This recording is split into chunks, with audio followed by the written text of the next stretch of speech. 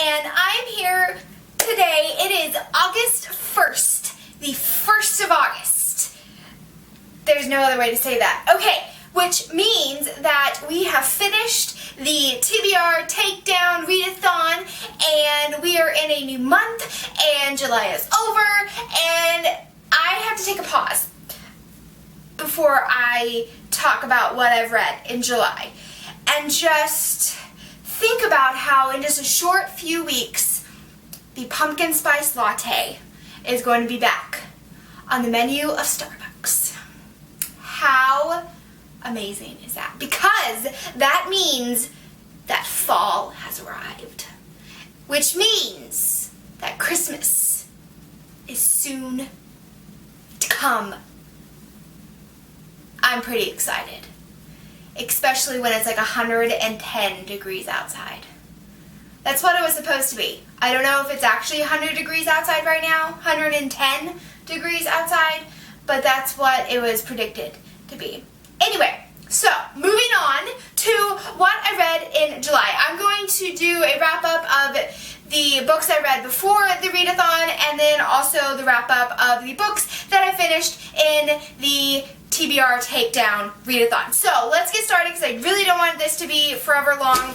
Okay, so the first book that I finished was the fourth book in the Harry Potter series, which is the Goblet of Fire. I am rereading this series. I've been rereading this series for the past like 7 months, 6 months, 8 months, a while.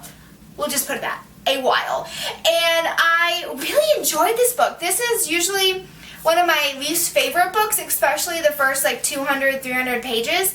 And I have to say, like, I just found so much humor in this book that I hadn't found before, and I just enjoyed the entire book. It was so enjoyable. I really love just finding new things in the story, because no matter how many times I've read this series, I always catch something else. Especially, it's like, you know, when you know where the story is going, you can kind of like find little clues, little Easter eggs that, you know, Rowling has like put in there, and you're like, oh, haha, look at that. Okay, so that is the first book that I finished in July, and then the next book that I finished was Brandon Sanderson's Steelheart. And I lent the book to someone else, that's why it's just the slipcover. And this is one of his YA, I don't know if he has any other YA, but this is one of a YA fantasy dystopian type novel. So I would recommend this to, you know, a 14-year-old and up. It was fantastic. It was great. I gave this a 4 out of 5 stars. So that was Steelheart by Brandon Sanderson. And then the next book that I finished was My Little Pony's Friends Forever graphic novel, and I highly enjoyed this. It was so incredibly fun. And the one that I loved the most was, you have these two that are trying to get their cutie mark, and then there's this one like trying to help them figure out what they're good at, and so they have these scenes where they're trying to figure out things, and so they have like a Star Trek scene, and then they have Power Rangers and some other ones that I'm not really sure, and then this one's my favorite, where you have the little ponies. They have cloaks with the, you know, the leaf clasp on them, so like it's obviously they're from Lord of the Rings, and the quote is, "No, Mr. Stars World, we lost the ring. Was it important?"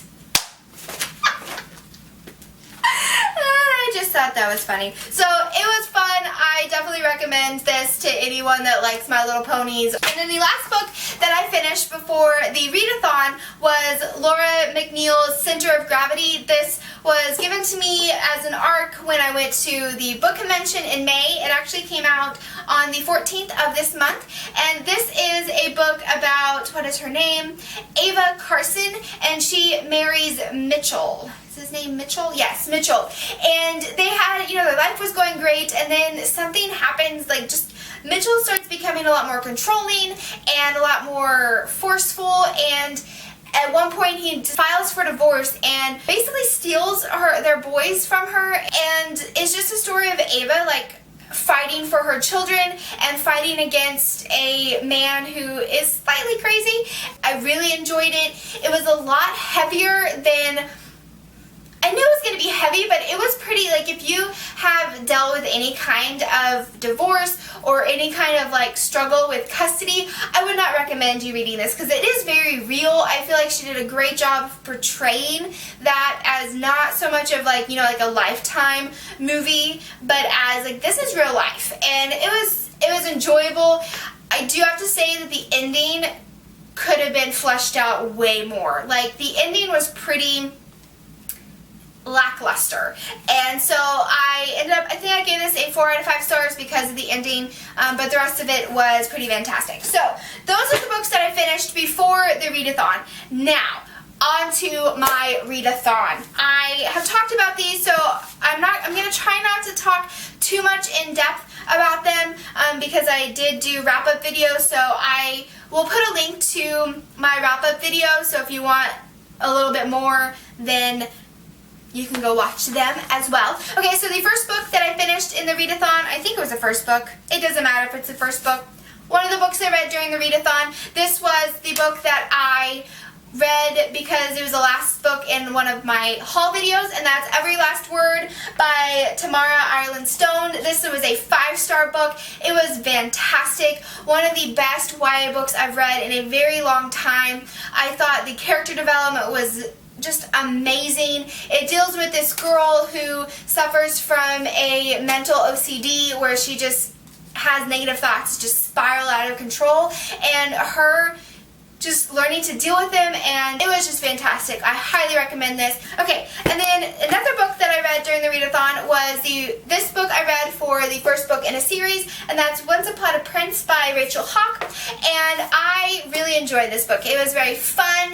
However, I do find that the religion aspect of it is a little bit forced, and I don't like that. I don't like when Christianity or any kind of religion is forced into the book, and so that was a little bit off-putting, but it didn't like make it a deal breaker for me. I think I gave this book a 3.75 mainly because of the character development, and so other than that, I recommend this if you're looking for a good romance book. It was fun and highly enjoyable. So that is Once Upon a Prince by Rachel Hawk.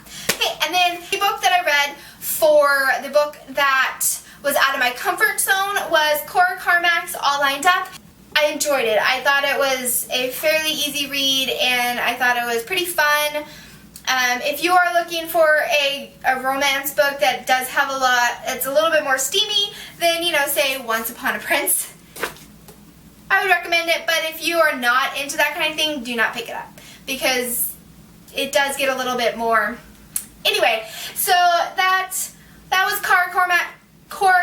I gave this a 3.75, and I probably won't read the rest of the series. It just wasn't my favorite, and yeah, so that is that. Okay, and then for the books that are sequels to, a sequel book, I read a couple, and the first one was The Princess Present by May Cabot. This is one of the novellas, like the in-between books, and this is set at Christmas time, and Michael, Aunt Al, and Lily have gotten to come to Genovia during Christmas, and it was fun. I wouldn't say it's necessary, but it was still fun. And then the next one the next in the series was The Party Princess, and this is number 7 in the Princess Diary series, and I listened to it because this is a audiobook, and I'm really enjoying reading this series. I've never read the series before, and so even though I kind of know how it ends, I am still looking forward to finishing the series and then finally reading The Royal Wedding. Okay, and then the last book that was on my TBR for the TBR Takedown readathon, I technically finished it today, which is the first, and the readathon ended yesterday. But I read until I really just had to go to sleep, and so I only read 50 pages today, so I'm counting it as a win, and that is, can I get a drum roll please? Dun dun dun! Hero of Pages by Brandon Sanderson, the book that has been on my shelf for the longest, my currently reading shelf for the longest. 3 months to be exact. 3 months. I started in May and I finished it at the end of July. So yeah, 3 months. Okay, so the words that came out of my mouth the moment I closed this book, read the last word of this book, were, huh, huh, okay, well, huh, okay, yeah, that sums up like 5 minutes after I finished this book. And I mean, granted, it's only been like 30 minutes since I finished it, so I haven't had a whole lot of time to process what I feel about this book. But I do have to say that I kind of feel let down by it, maybe because of all the work I've had to go through to get through this series, because it took me 1 month to finish the Mistborn, the first book, which is Mistborn, or the Final Kingdom, Final Empire, there we go. And then the second, Well of Ascension, took me 2 months, and then this book took me 3 months to read. And so maybe because it took me so long to get through and it was a lot of work, that I feel like there should have been more, and I just feel like for all the work I had to put into it, there wasn't a whole lot of reward, if that makes sense. It's possible that I just haven't had time to really process. At this moment, I don't know, was the ending worthy of all the other writing that he did? I don't know. There's so many other things I want to say, but I don't want to spoil this, and so I would say if you are looking for a good sci-fi fantasy novel with amazing world building, I would recommend it because it is just fantastic. Like Brandon Sanderson, he does it like no one else that I've read thus far, and so for that I would say read it, but I don't know. Okay, so guys, can I just say that I read 10 books in July. 10. Granted, one of those was a graphic novel, one was a novella, and one I listened to, but still, 10 books.